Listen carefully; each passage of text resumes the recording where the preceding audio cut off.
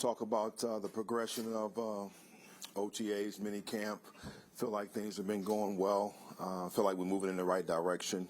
I always say it's early because we're still in shorts and T-shirts to see exactly the identity of a lot of the individuals. But from a standpoint of the effort, the urgency, the tempo, the things that we're asking the guys to do, I'm pleased. And with that, I'll take your questions.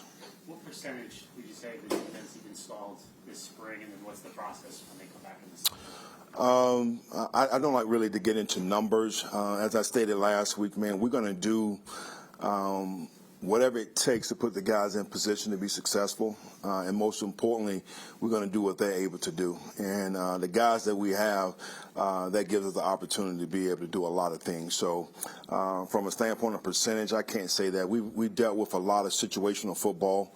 And I think AG does a tremendous job of that, of putting us in those situations. So that's where we are thus far. What can players do during this break to kind of give themselves a little bit, make sure they're in a good position once training camp starts in late July? Well, one of the things that we always talk about is really the consistency and how we operate. So, yes, it's good to get away, have some downtime, enjoy your family. But we got to continue to emphasize, our conditioning, working out, guys staying in the playbook, still studying, doing things like that. So when we come back, we're starting exactly where we left off. What's the next step for Sauce Gardner? It's so many things that I feel like Sauce can do. Again, the word consistent. He's been a Pro Bowl player. How consistent can he be to take it to another level? And that's one of the things that I challenged him day one when we had our conversation. I felt like, and you guys feel the same way, that he's one of the top corners in the league. But, that consistency of being that dominant player each and every week, that's what we're looking for. And that's been his challenge this offseason. He's very gifted, and I told him sometimes your greatest strength is your greatest weakness. He's a guy that sometimes at 85% is still better than everybody around him. So his thing is, and I tell him, compete against yourself. And that's where he has to get better, which he will. I'm sorry, when you say he's gifted and everything, what specifically stands out about him? You said it. Let's start there. He got great length, which he utilizes at the line of scrimmage for his press man. I feel like he has deep vertical speed to be able to run with the guys down the field. Good transition in and out of his breaks at the top end of the route. And as I stated last time, I think he has a different lens in how he sees and processes the game. How much of the next step for him is also bring? Like, I know he backs down a lot of balls, but reeling in interceptions. I know he was frustrated with that last year. That's finishing, as we talk about, and he's been working on that. For us, taking more time with the jugs and getting extra catches in, and understanding how to catch the ball away from your body, just like a receiver would do. But I would say this, and I know there's a lot of talk about him, but he's only going to be as good as the guys around him. So it's all about trying to make sure that we all, particularly on the back ends, pushing in the same direction. How was his tackling last year, and how demanding are you of your corners in terms of tackling? I would answer the second question first. Our identity of our defense is not how physical our front seven is. Everybody thinks that. The identity of how physical you are is on the back end with our corners and our safety stepping up and making tackles.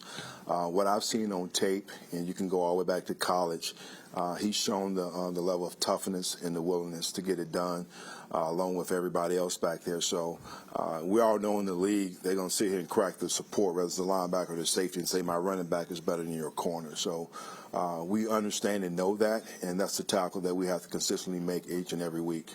How is Will McDonald? A lot of confidence now. He's obviously great. He's very agile and has great spin move and stuff, but he needs to win more with power. How has he progressed with that? I know he put on some muscle, and how has he done in that? A lot of credit to our strength and conditioning staff. I think those guys have done a tremendous job since we've been here, and laying a foundation with those guys, as AG talks about all the time, getting bigger, stronger, and faster. And you can see that with a lot of our players. One thing I don't think Will gets a lot of credit for, and everything that you alluded to and said is true. but he's pretty stout when it comes to anchoring and setting the edge in the defense. The thing that he needs to be consistent with is understanding his gap and maintaining that.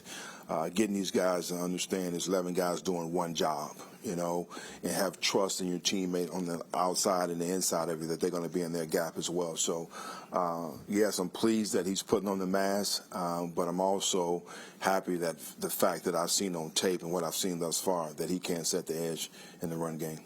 How would you assess the rookies, Thomas and Moore, throughout their first month within the program? I think those guys are doing well.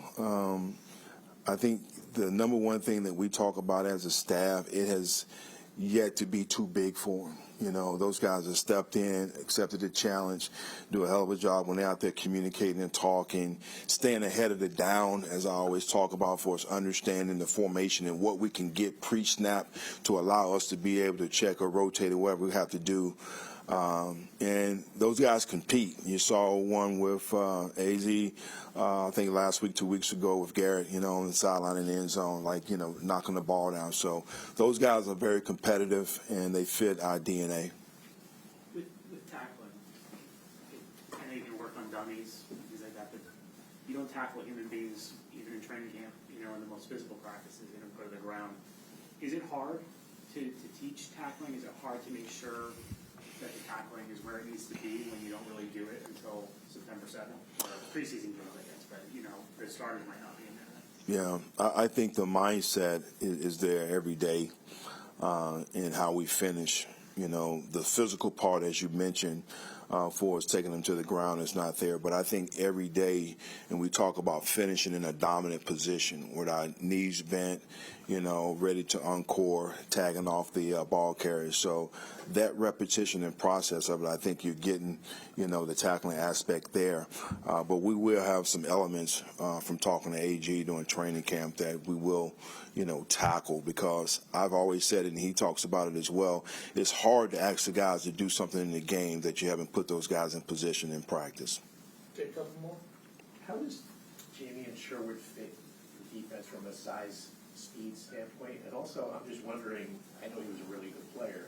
With Thomas Davis was kind of the same body type in Carolina. Wasn't he? Like he was more of a 6', a little undersized but fast. And that's, I'm glad you said comparison. That's one of the things that I try to stay away from in comparing guys. I do love the two that I have. I think they sometimes may put you in a frame of some of the previous guys, whether it's San Fran or Carolina. The thing that you have to have in this day and time is speed, and they have that. That's the thing that we look for, being able to run sideline to sideline, but still having the physicality to be able to get downhill and get the double teams off. And it goes back to, again, our weapons, eyes, hands, hips, and feet, and being violent with our strike, and those guys have that.